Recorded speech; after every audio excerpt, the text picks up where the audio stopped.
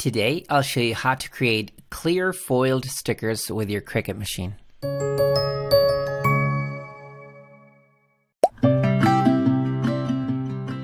Hi guys, this is Omar. Welcome to another awesome SVGs video.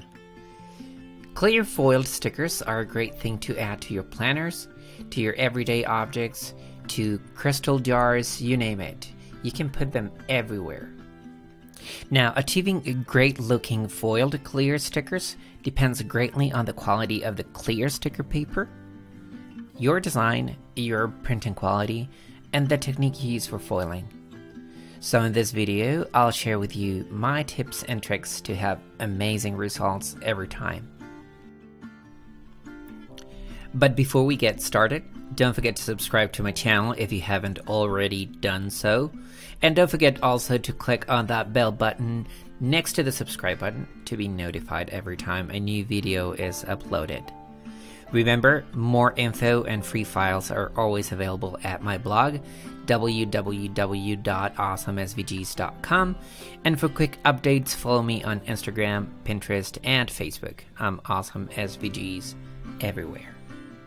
So without further ado, let's get started. So let's talk about paper.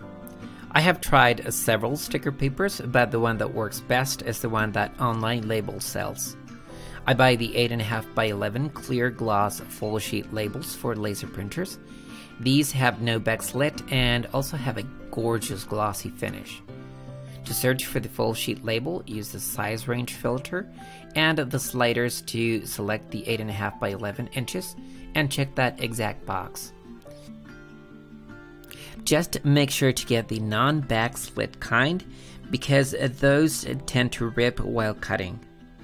The link to the paper is in the description below anyways. Now the printer I use is a very inexpensive Brother laser printer, is the 2100 series. The toner cartridges are very inexpensive as well. Now to foil your already printed designs, the carrier sheets or the transfer folders from HeidiSwap are the best option. I have tried copy paper and several other alternatives, but this is the one that works best. It's a very thick clear plastic, and I get the pack that comes with two 12.25 by 14 inches folders and one 6.25 by 12 inches folder. These are folded on one side, which prevents them from slipping inside your laminator, and it's a very thick and clear plastic that allows the heat to go inside your toner and melt it to get great foiling.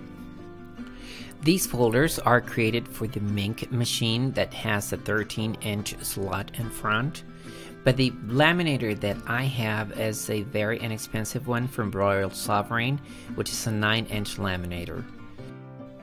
Your 6.25 by 12 inches folder will fit on this machine with no problem, but the 12.25 by 14 inches folder won't fit here. What you need to do is size it down. Just use a ruler and an X-Acto knife and cut it long ways. I sized it to 9 inches wide. It is also very important to get defined and sharp lines on your printing when foiling. Jagged or blurry edges will not have enough toner for the foil to hold on. So check your design and use only high-resolution images of at least 300 pixels per inch, and also try bypassing Design Space's print then cut process using the method I taught on a previous video to get the most out of your printer. Why, you ask? To the right is the image that comes off Design Space print then cut, and to the left is the image printed using the overwrite method. There is simply no comparison. Foil material can be expensive, so you might want to get the best use out of your sheet of foil. So a good trick is to use a light box like I'm using here to size your piece of foil accordingly. Before placing your foil sheets on top of your design, make sure it is clean. You can use a dust cloth if you want to, but your clean hands is enough. Place your foil on top of your design and just rub it with your hands or using a bone folder if you want to. Just make sure it adheres completely to the printed design. Also, make sure the foil does not cover the registration marks around your design. Otherwise, your Cricut machine won't be able to read them. Place your foil sheets and your printed page inside a transfer folder and take it to your laminator. I have learned after making this video that it's a good idea to also use a sheet of baking or parchment paper to cover your foil and your design so that the registration mark toner doesn't stick to your folder and that makes them last longer. Now, take your laminator and set it to the 5mm setting. Wait for the green light to go on. This means your laminator is hot enough to do the process. And feed your transfer folder on your machine with the folded side first. Always make sure and check that the foil paper inside is flat and that it's not wrinkling. Wait for the whole sheet to go through. And a good thing about this laminator is that it has this lever on the back that you can pull to the left to remove the empty folder once your design has gone through, so you don't have to wait for the empty folder to go through also. It's a good idea to give it a second pass. I have also learned that it's a good idea to do the second pass with your design facing down, just in case your rollers do not apply even pressure, or that your machine, or in case your machine applies more heat on one side than the other. And here comes my favorite part, which is removing the foil and getting that amazing foiled result. Here are your registration marks around your design and perfect foiling. Now, when you put your printed and foiled stickers on your cutting mat, make sure you put them on the right side and oriented in the right direction. Do not make the mistake I made, because you could end up with badly cut stickers. So once you put your printed sheet and foiled sheet on your cutting mat, use the transfer folder to kind of rub it in and make it stick to your cutting mat.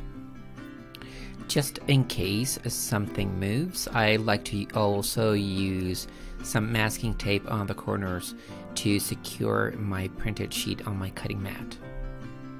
A couple of pieces of masking tape would do. You will then load your mat on your Cricut machine and cut it with a custom setting created for this type of paper. In my case, I'm using a single cut with a pressure of 110 with a fine point blade, which is the standard blade that comes with your machine.